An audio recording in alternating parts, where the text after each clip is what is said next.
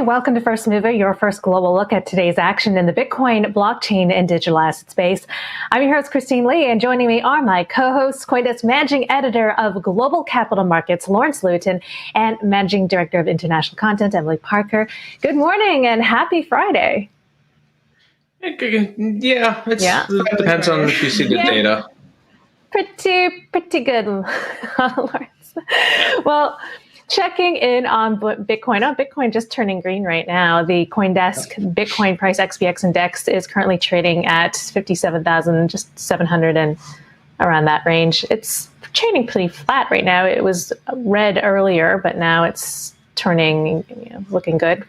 And the ETX Ether price index is right now at 3,500 after ETH hit an all-time high yesterday of over 3,600. Lawrence, let's talk about ETH for a sec. It's on an all-time high. It's alt season. Tell us what's going on. Well, actually, part of what you're seeing with that green, there was a small rally going on because non-farm payrolls in the U.S. just came out. The numbers just came out.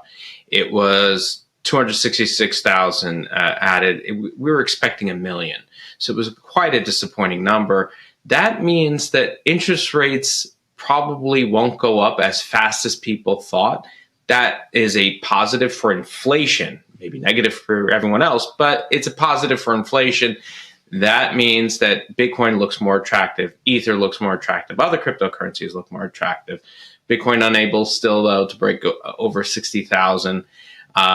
Gets batted down every time that happens. And yeah, ETH has, of course, it's got some great numbers, but really the movement continues to be in the alts. And it's not just Ether anymore, and it's not just Doge anymore. OMG is up 42%, EOS up 21%, Stellar 11%.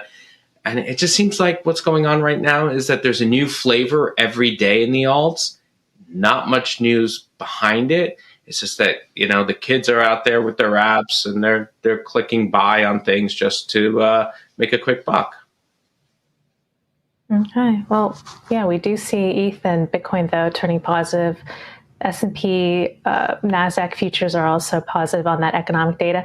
Emily, we also heard from Gary Gensler, the chairman of the SEC, at his first public hearing before Congress yesterday.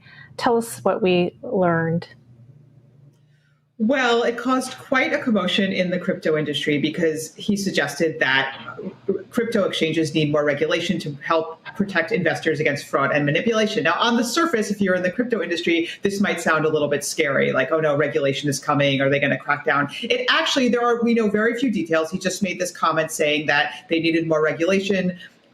But it could potentially be a positive thing because one of the problems in the U.S. market is a lack of regulatory clarity and the fact that different states have different rules leading to a patchwork of very confusing regulations. So it's not necessarily on its face a negative thing.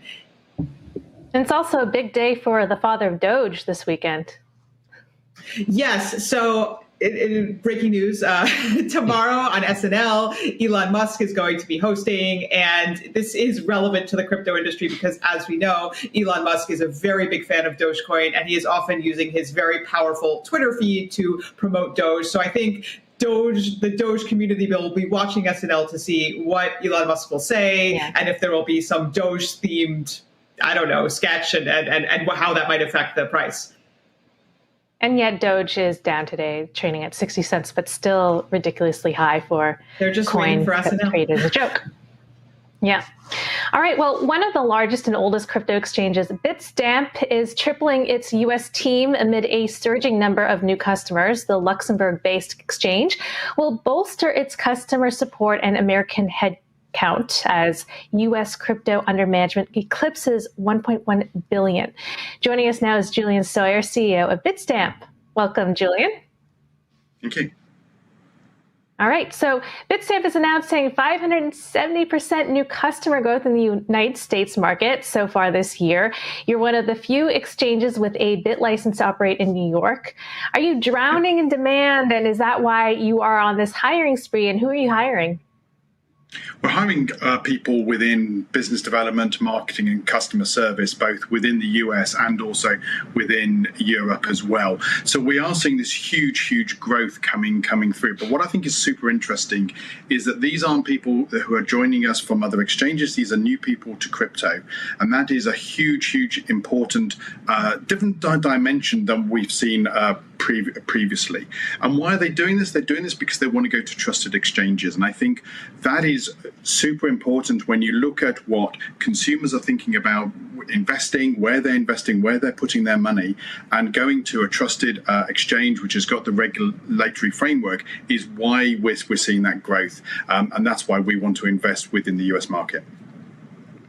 You know, I would love to get your reaction to Gary Gensler's comments yesterday on needing more regulation on crypto exchanges in the United States. What are your thoughts on that? We fully support this. This is absolutely what the industry needs, is a consistency across the states. But also what is really important is to provide, as I said earlier, that trust to consumers. So if you look at a AA rated exchange like Bitstamp, if you put all of the AA's together, they are only 9% of the global volume. So that means consumers are trading on exchanges which haven't got as much security or robustness or scalability or liquidity that Bitstamp has got. So we think anything that drives regulation, consistency, and provides trust to consumers and also to our institutional clients is really important. Could you give us a little bit of a clearer picture of some of this new demand that you're experiencing? So, you know, do you have just general demographic information? Are they younger? Are they older? Do you get the sense that they're going to stick around? What kind of coins are they most interested in? It sounds like you're talking about retail investors for the most part. Yeah, we're talking about retail investors, and I think there's a lot of myths, and we're working with our data teams to understand our customers better on a constant basis. But I think there are a lot of myths within the crypto industry.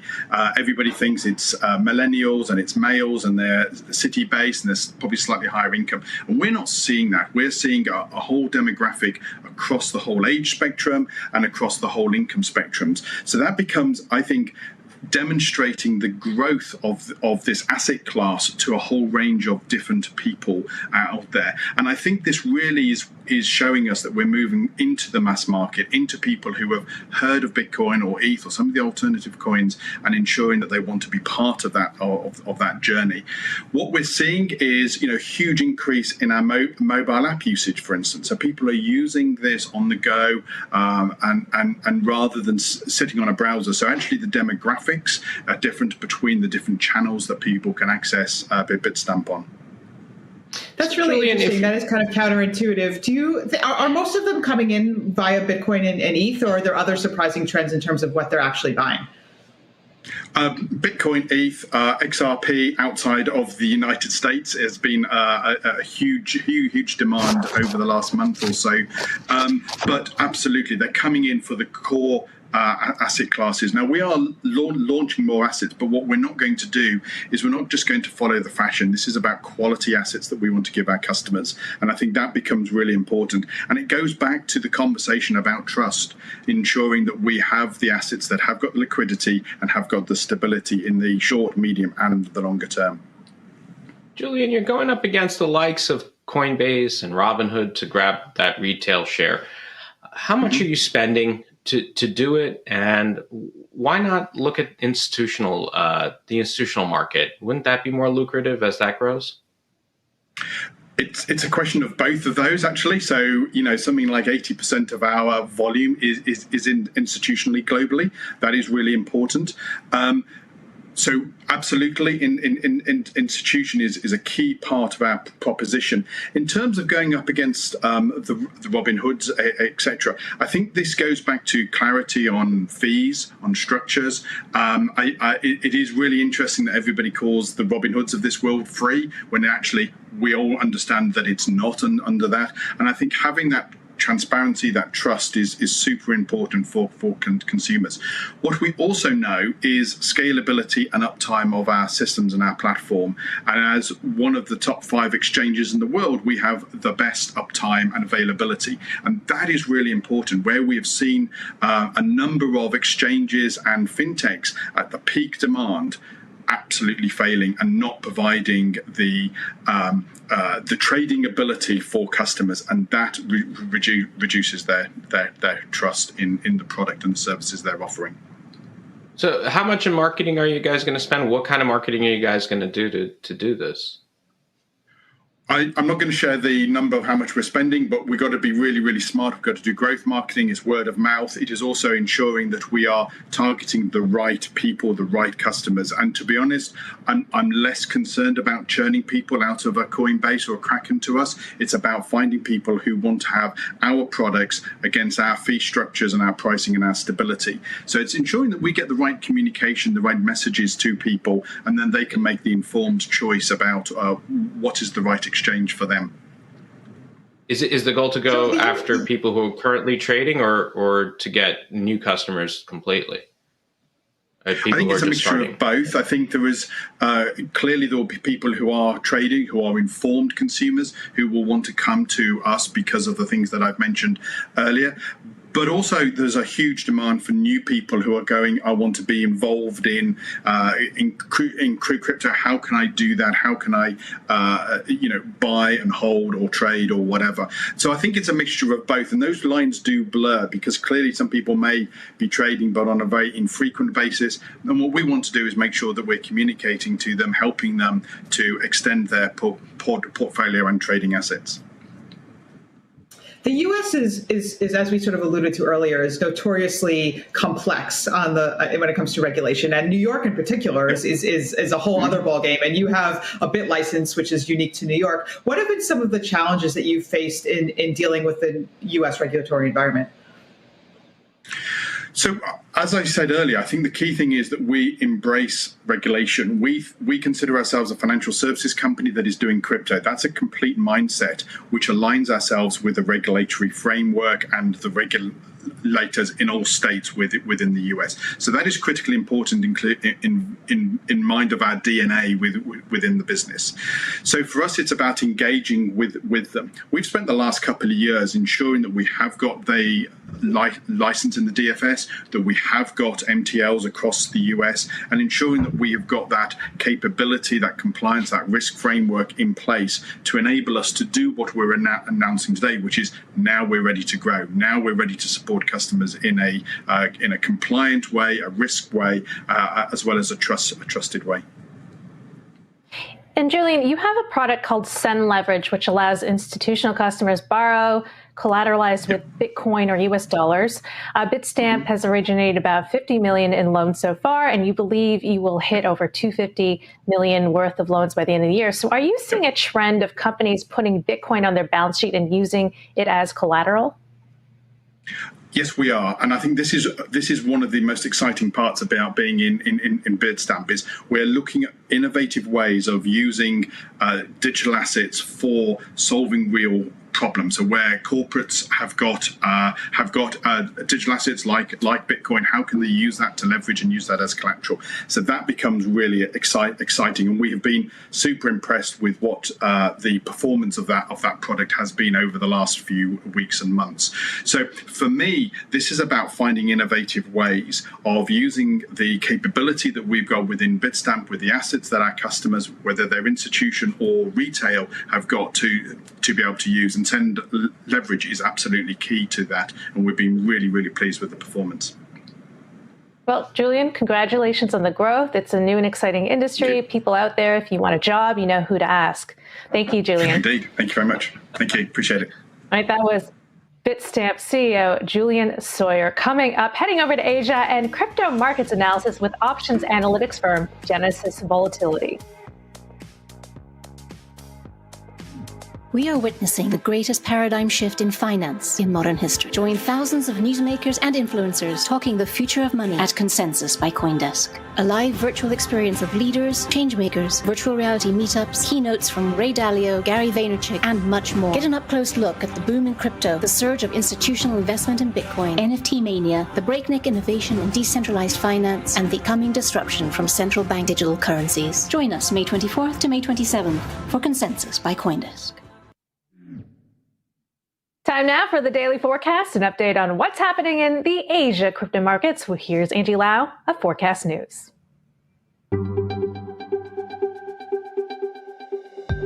Welcome to the Daily Forecast, May 7th, 2021. I'm Angie Lau. Let's get you up to speed from Asia to the world.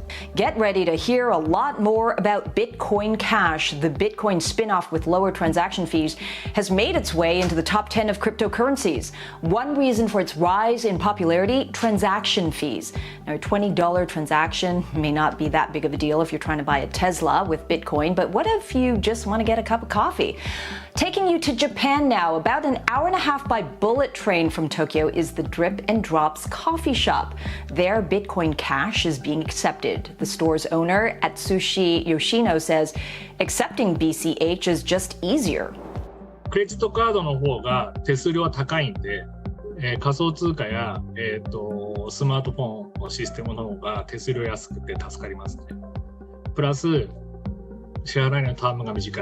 And with next week's network upgrade, BCH transactions will be more scalable, customizable for users, and reportedly more secure. It's basically 99.999% secure to accept an unconfirmed transaction as a merchant, but now with the introduction of double spend proofs, that is just becoming even more impossible to double spend. After flipping Litecoin for the number 9 position in market cap this week, Bitcoin Cash fans now have Polkadot in sight. All right, taking a look at the other Bitcoin, down just under 2% on the day here in Asia, and in the top 10 for cryptocurrencies, Dogecoin shaking off the stage fright before tomorrow's Elon Musk's SNL gig, up almost 3%, and Cardano is up almost 10%. And take a look at this, a bubble tea shop in the technology hub of Shenzhen, China. You can pay in cash, but you can also buy your boba using the digital yuan. Shenzhen, of course, one of the pilot cities for the DCEP program in China, and now that program is expanding to the countryside. Villagers in northern China's Dalian city are using the digital yuan for trading goods in farmers markets. Now, some industry experts believe pushing the digital yuan to less tech-savvy villages is just the next step towards China's official CBDC launch. But it doesn't stop there. During the Golden Week labor holiday, China unleashed 10 million RMB, or over $1.5 million worth of free digital yuan for spending in major cities, Suzhou and Shanghai. Tourist hubs such as Hainan, which is also a free trade port, are now accepting the digital yuan for concession. And although China is leading the global CBDC race by all accounts, other nations in the region are attempting to, at least in some form, keep up. In Thailand, retail CBDC is being explored. A public consultation exercise is now underway. Hong Kong, too, is exploring a CBDC to be distributed to the public through commercial banks and payment service providers.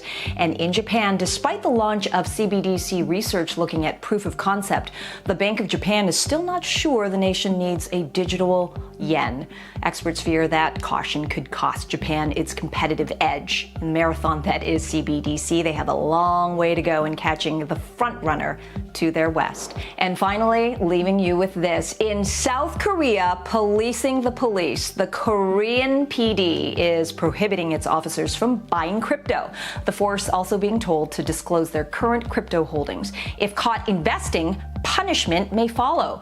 And here's where things get a little tricky. Due to lack of regulatory clarity, the police don't have the jurisdiction on crypto investments, meaning at this point, they may just have to rely on the officers themselves to turn themselves in. And that's the Daily Forecast. I'm Angie Lau. Until next time. The Crypto Markets Update is presented by Grayscale, the world's largest digital currency asset manager. And now for a live look at Bitcoin. Bitcoin right now trading at 57,300 and some change. Bitcoin's trading pretty flat over the past 24 hours. And the CoinDesk Ether Price ETX Index is trading at 34.89. ETH is also pretty flat. It's up about 0.3% over the past 24 hours. The most reliable reference prices for institutions since 2014 are now published under the CoinDesk brand, trusted globally as the leader in crypto news, events, and data. And joining us now to discuss the crypto markets is Genesis Volatility CEO Greg Magadini in Chicago. Welcome to the show, Greg. Would love to get your outlook on Bitcoin and the crypto markets. Absolutely. Thanks for having me. All right. So as you see, go ahead. Bitcoin is and ETH kind of trading pretty flat today. What are your thoughts? Yeah, so actually going into this week, we saw something pretty interesting in the options market. We saw a divergence between appetite for puts on Bitcoin and appetite for calls on Ethereum.